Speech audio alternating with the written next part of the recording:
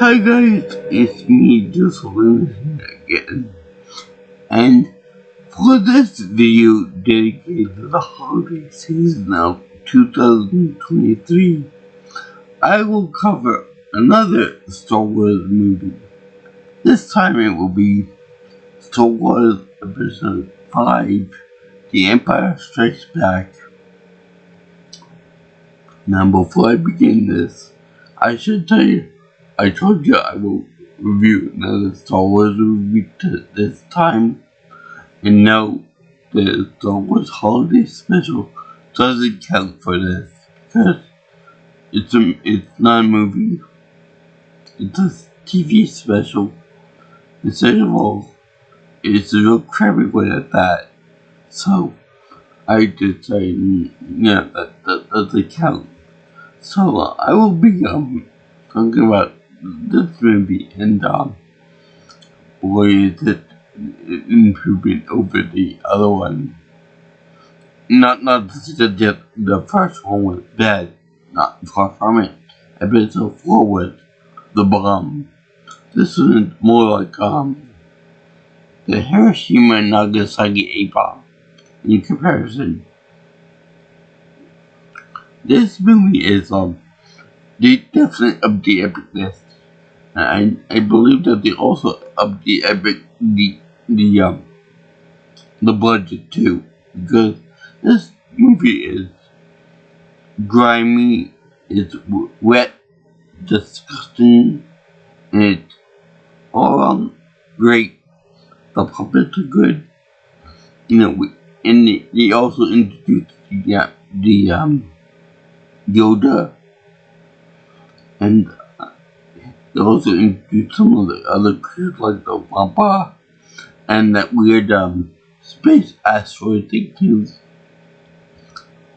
And it's just a joy and a pleasure to watch all these live action puppets that you can really see that they're very interacting with and stuff. But spoiler alert for a movie that came out in 1980. It ends on a bit of a downer.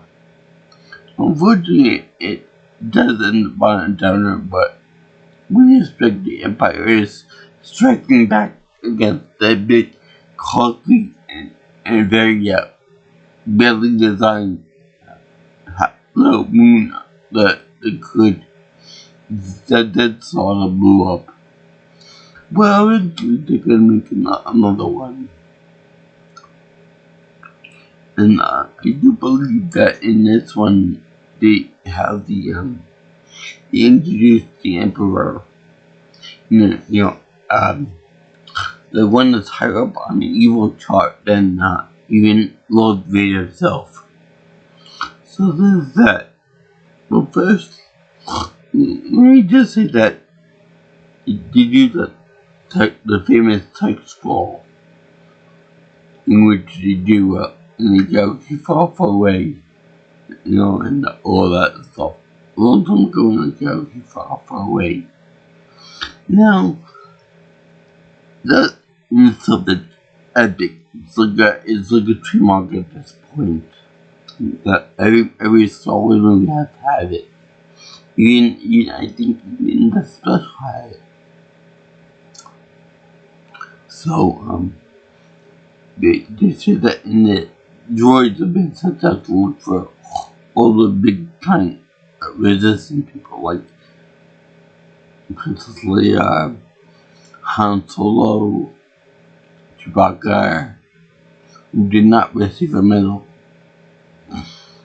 Luke Skywalker with the most awesome last name ever, and other things in there. So it's also very memorable for the quote, like do or do not, there is no choice.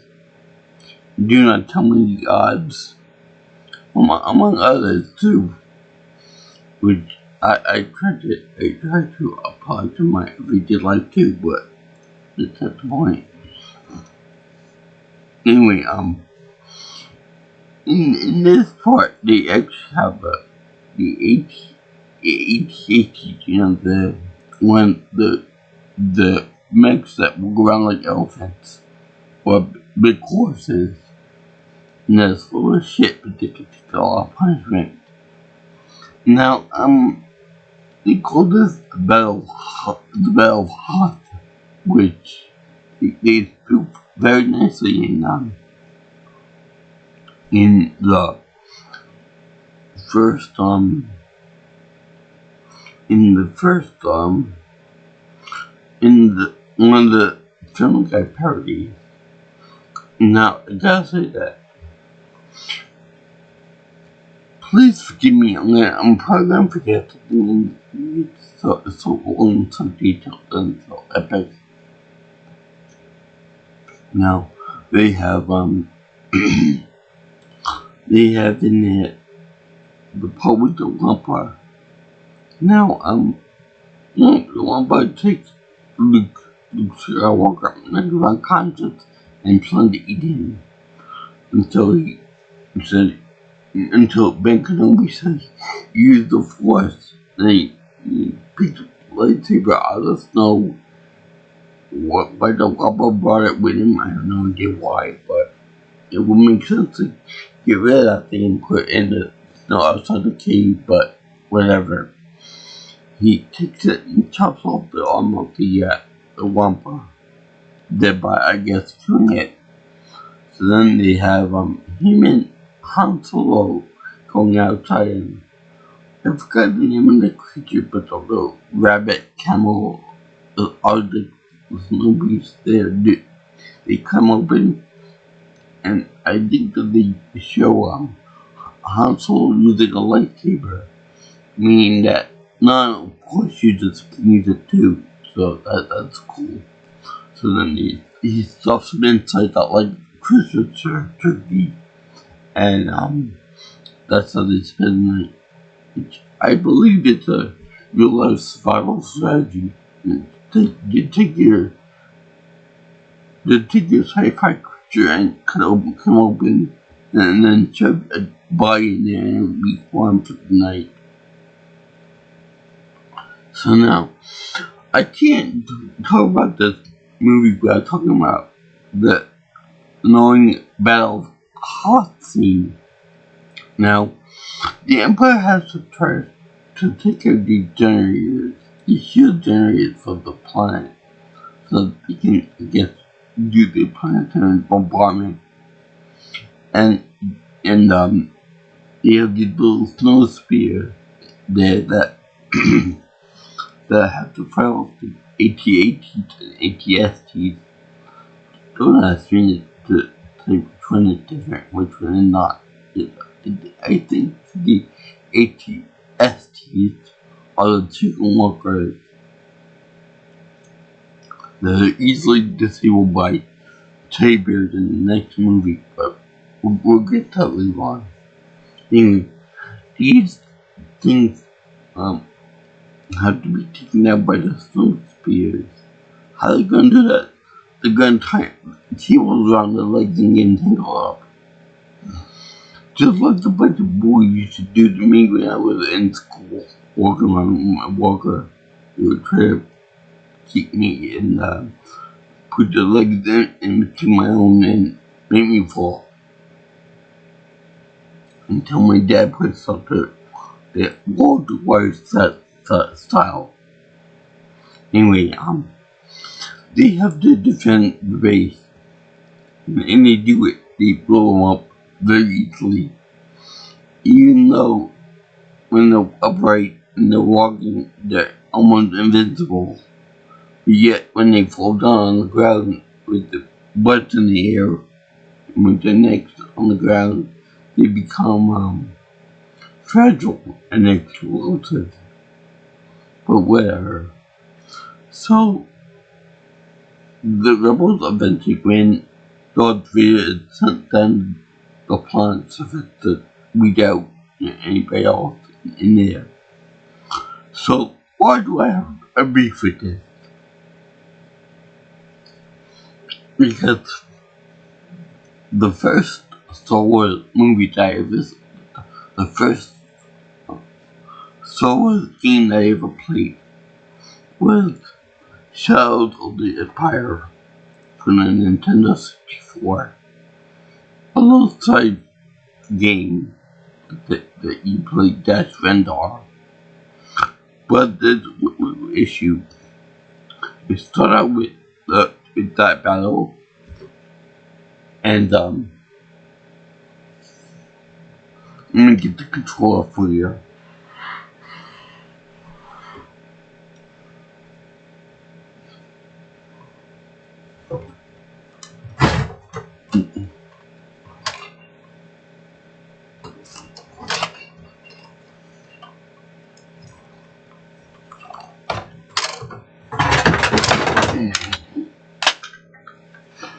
Okay.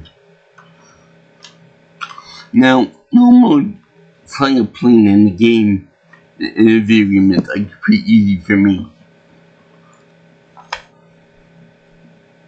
With a controller that's in the style of this, my Xbox 360 can controller.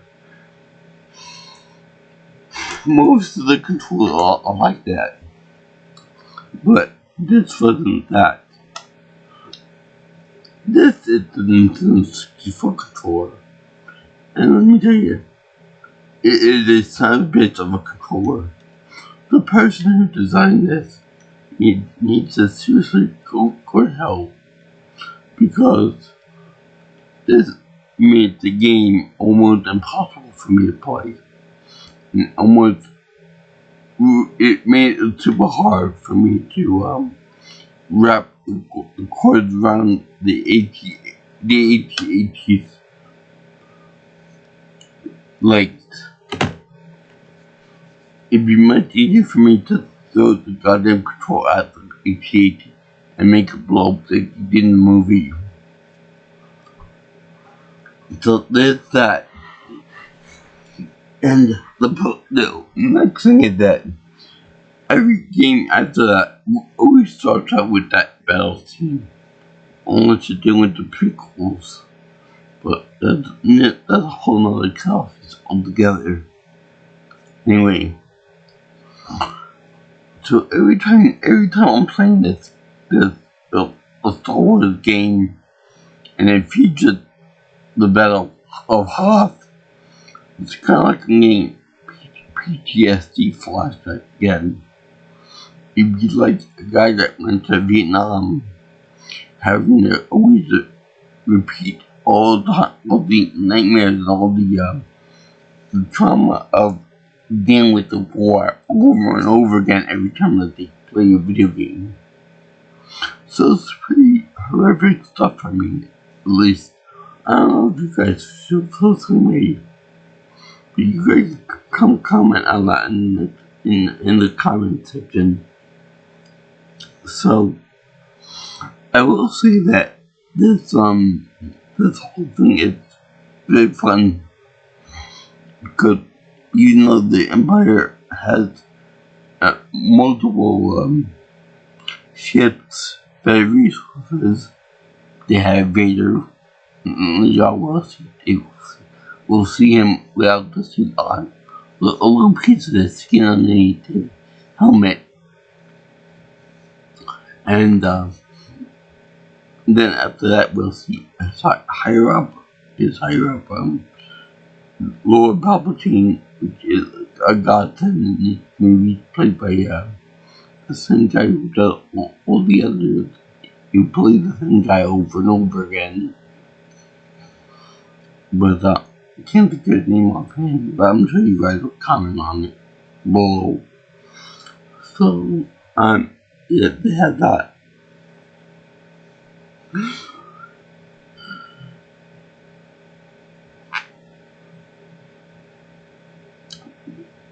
Why do you just don't send in why you just don't blow a hole in the shield and then send like a death beam down to the surface? I don't know why.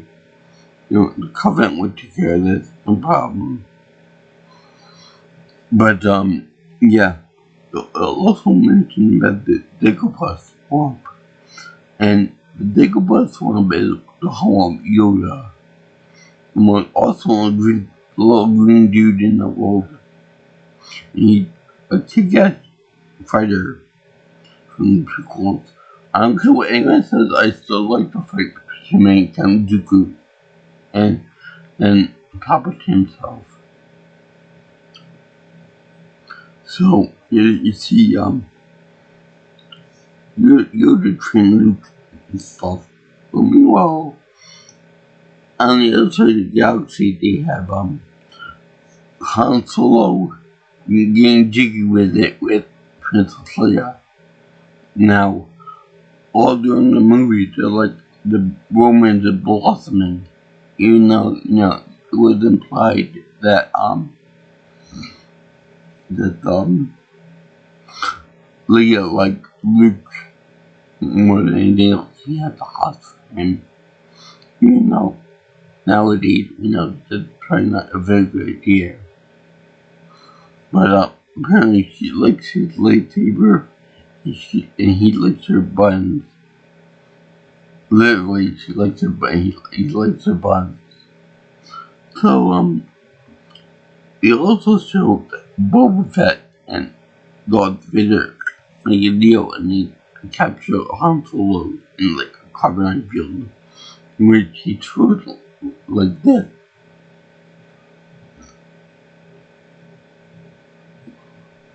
And that's also really cool. That's like a pop culture icon right there. So then the carbonite is supposed to be brought to Jabba the Hutt for bounty. Separately from Luke, Vader, and the Emperor and all that. And the Vader wants to turn Luke to his side, and they would defeat the Emperor together. Now, it's funny because when we first introduced to the Emperor by a hologram, so that Vader doesn't directly take orders from the guy, he takes it from his image.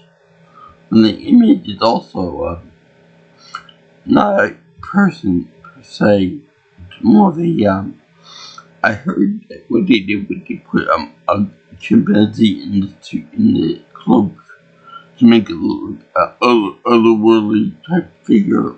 And it looked pretty good because it looks like a real creature that not deserves and stuff. But yeah, he showed that, and then they show the Emperor Darth Vader, healing up in a meditation chamber where he's safe from all the toxic environmental stuff. Now, he's right in there in the suit because he hasn't been in sunlight in years. He's wetter than me. He's wetter than most Japanese people I know. So, yeah, it's that. And, it's been quite something to see him with the suit. He's extra vulnerable, he's actually human. And he turned out to be Luke's father.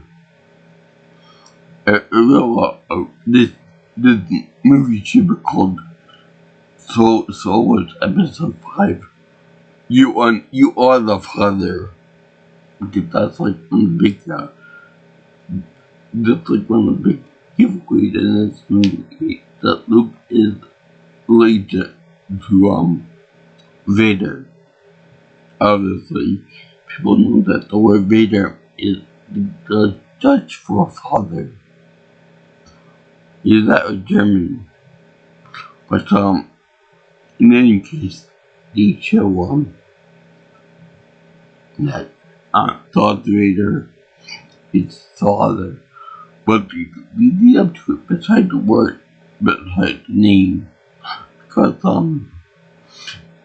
during the training at Yoda, we'll get to that in a minute, he said that you aren't ready to face with down in the canyon, wherever it is, the little narrow creek there.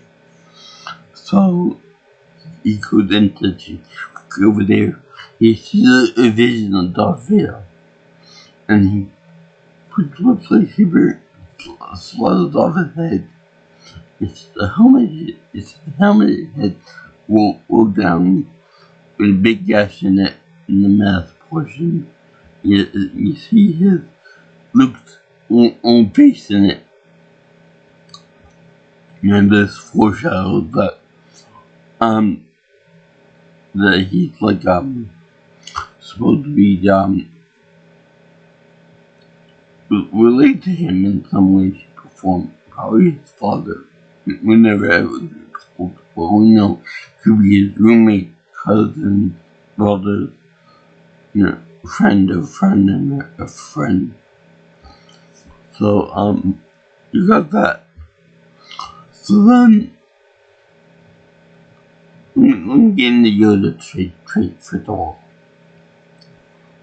Many books have been written about this, but I won't care about that. Care about the movie itself. Anyway, it showed Yoda when he lands on when Luke Skywalker lands upon Dagobah. So they discussed the swamp. Trump promised a dream, but he never did. So where is that? Anyway, he tried to find Yoda. So he looks around and then he finds this old man. This green old man looks like a evil gremlin with the voice of Rover from Sesame Street. I see that because it's the same guy that voiced Bo Puppets. Now,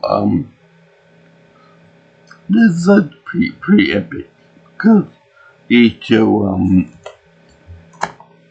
the character of Yoda being like a old man type stereotype, and they show him being like an old man, like Master Roshi, like a master, but like old and senile. It's the point that they show him not being a pervert, thank God, but loose in his mental thinking, and he looks in Luke's lunch food, and he finds nothing there. Now, what would happen if he died of starvation before he found it, before he did the training with Luke? So, he's like a single old creature, and he has trained Luke in the Force, lifting rocks and like bounce and stuff like that. He does. But the thing is that we never actually given a time frame when Luke lands on this planet when Yoda gets done training him. So for all we know, it could be a year or it could be a week. And I love the way Luke goes to reach out to make his X-Wing, full up and get out of the swamp. But you have to try.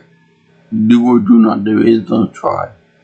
And then he decides to help out the little kid too. So he lifts with one finger. And it's still kind of funny because, so the little thing can have so much power in it. Insert your quotation about Trump being a little man and stuff. And so much power. Now, the reason why I consider Yoda to be a puppet, and Hank Oz and stuff like that, being on Sesame Street in Jim Henson production, is that it's funny that that Frank Oz worked on both the Muppets and Sesame Street, I should say, and then Star Wars. first, Sesame Street, aka by association with the Jim Henson Productions, sold to Disney, and then months later on, Star Wars eventually went to Disney as well. So, in essence, character of Yoda got owned by Disney twice. Once by acquiring the Jim Henson Company, and then another by buying Star Wars properly. I'm sorry to disappoint your hard copy, but that's correct. That's the way the Force crumbles. Anyway, I do like the way they made CGI Yoda in the sequel and the prequel trilogy. But I do prefer the puppet version of him, because he's really there and gives something for the actors to reference when they look at him too. And meanwhile, before he captured, Han Solo and Leia and Chewie go into an asteroid to avoid the Empire, and they end up going into the asteroid to find sanctuary, and you see all these parasites coming on the windshield, and when they exit the place, they find out that they're in the middle of a giant worm's gut. Now, I have to ask a few questions here. Why couldn't they detect that there was a giant life form around them? And why couldn't they just exit the exit of the giant worm creature there? And think of all, why couldn't you just blow up from the inside using some of the weaponry on the Falcon? On the Falcon. And also, one thing too, is this worm just a worm in the actual thing, in the actual asteroid like an apple? Or is it more like part of the asteroid itself, like a snail with the shell? The asteroid, the hard rocky asteroid part and parcel to the organism itself. And think of another thing too. Why did they detect the digestive juices of this creature? Obviously the acid probably would give off like a sense or something of it. So we find it later that Han Solo actually gets turned to carbonite candy bar, and the Emperor demands that Luke fight Vader to the death. To which Vader cuts off Luke's arm, his right hand actually. My favorite hand, by the way, because I'm right-handed. And never mind on that. But in terms of his hand, which is replaced by a robot hand, which would this be much better for gripping things and for doing other stuff too. But I guess he's like so biological and better, but beside the point. They show that on this little bridge there, on this hanging bridge, you have this Luke, I am your father. Join me and we can rule together as father and son. And the agent, no, it's untrue. it's not true. It's funny when Ben Kenobi said your father was a man, was once a good friend of mine, but now he's dead. That is technically true because he the good person he knew did die a long time in Revenge of the Sith, but he got it's alive because he is alive still. He didn't die, just barely. He died of survival, and then he really man. He's more machine than man now. So he's on life support pretty much, but he's still badass character guy that is like second command now. He got like a little bit of demotion. And anyway, I love this whole thing. It takes family rivalries to news of the Oedipus complex too. To your father and make your mother and stuff. But the mother died a long time ago, so just to your father. Luke refuses to do no matter what happens. So they show this, and then they do Luke, I am your father, and he goes no, which is a mirror of what Vader did when he found out that he killed the mother. He didn't know. It's kind of funny, but I don't think it's that horrible.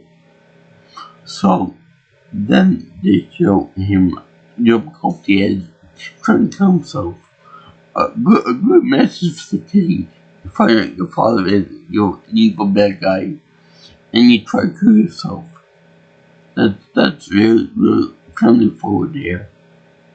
And don't try to change your ways to do better than your father and all that. Just kill yourself. There's no hope for you whatsoever. Just off yourself and be done with it. But no, with the best of luck,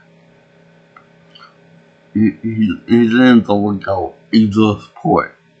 Again with the goddamn fucking exhaust ports.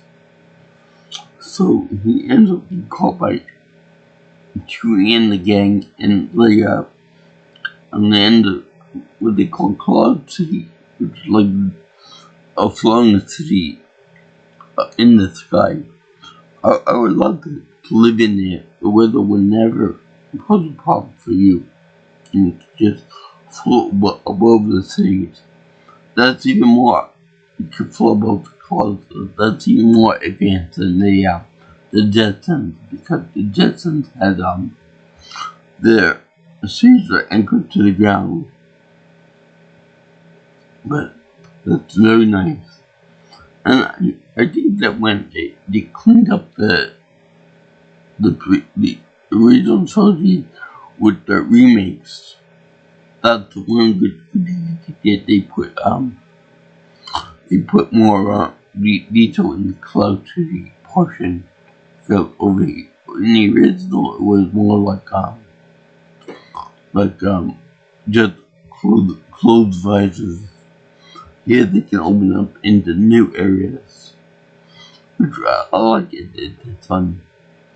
But then they also have the part in the beginning where Lando Calrissian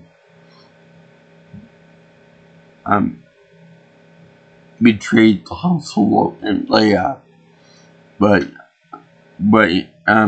introducing them to Vader, in which tried to shoot first again, and just the bullets just hit Vader's hand. He said, "I would love it if you would join us at dinner." This is before he becomes a car accident to do. And they tried to with Luke. No, I have to question this. Okay? if Luke were successfully frozen carbonite, would his force power be enough to energize him enough to make it so that he could bust out himself? Like kind of like a Tabber egg getting enough energy and warmth to warm itself up to melt itself. That's a good question, because he's supposed to be like here as far as the main color count. Yeah, that's the thing, but not in this movie. So he's like one of the more powerful people in the universe for that, good or bad. Now, I have the question: how do you go from not knowing what the Force is to barely knowing about it to being able to stand toe to toe with the second most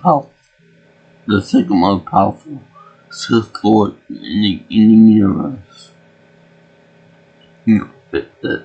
That's something I don't understand. Once he's been training Yoda for a few months now.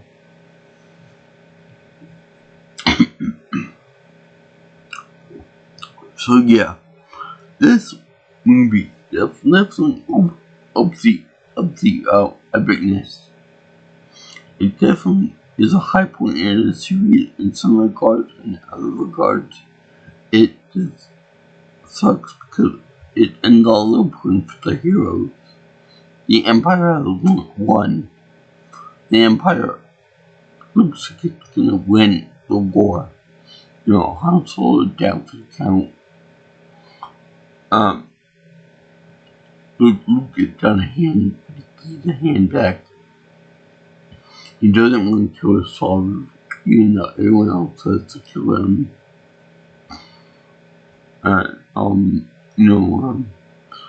When the resistance guys is out in the form of Han Solo, it's a mess. And Yoda won't help out either. And Ben Kenobi could help too, but he's a ghost, so his biggest fear is Pac-Man. So yeah. And I'm gonna ask you guys, which one you like better? A New Hope or Empire Strikes Back? I go for Empire. Except for the Hoth battle. The Hoth battle can eat my Schwartz. Yeah, I hate the Hoth battle because of all the shit I had to go through as a kid. And probably now if I have to play the game again, which I do plan to one day. I'm not so pissed off about the controller once I figure out how to do it too. But yeah, this movie was as good, if not better than the first one. The quotes were good. The music was excellent. It really kind of diversified a little bit from the just action stuff to be more of a romantical crap. That more of a girly romance stuff. And yeah, it was really nice to see the Luke, I am your father thing. I'm sure that when it came out in 1980, I'm sure that it blew the balls off the people that watched it for the very first time. Oh my god, he's the lead. And that would carry on for the rest of the other Star Wars movies, that everyone is related to somebody else, and that nobody is alone in these type of movies. Everyone's related and Val, except for Lando and much later Finn. What will be to them when we get to them. But yeah, I definitely enjoyed this movie. They try to make doubles with Linda Calrissian, being America's Cloud City, and they made him into like a scoundrel. Much in the same way they made Han Solo a scoundrel. But the only difference is with Lando, he betrayed the good guys, only to be redeemed later on when he rescued Luke. And that helped him out in the future movies. But in this, Han Solo never did that. Han Solo's my homie. And no, before you ask, I'm not gonna be doing that. It's got connect time. But Ryan Solo danced off with the solo theme. Because, in case you didn't realize, I don't dance. I don't do that hippie stuff. So yeah, I thank you for watching this video on the holiday video on Star Wars Episode 5, The Empire Strikes Back.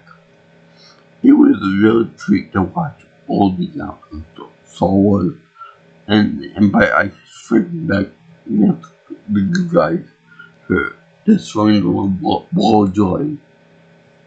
The love Christmas wall as well. The giant despicable in the sky. And it was fun to see all the different ins and outs. And it was fun to see Han Solo actually kept some action from Princess Leia.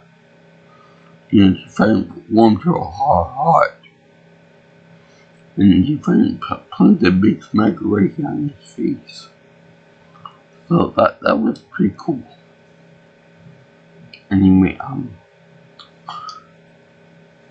if you like this video and you want to see more of my videos, don't leave a like, comment, share, most importantly, subscribe to my channel.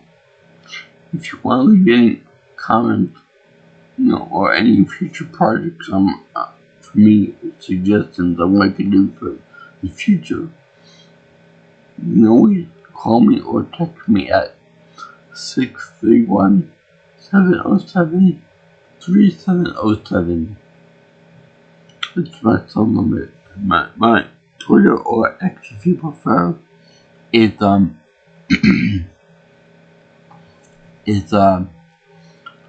at P Melson Pro. And if you want to contact me on my newer account, you can reach me at JJ's Viewing Channel at gmail.com.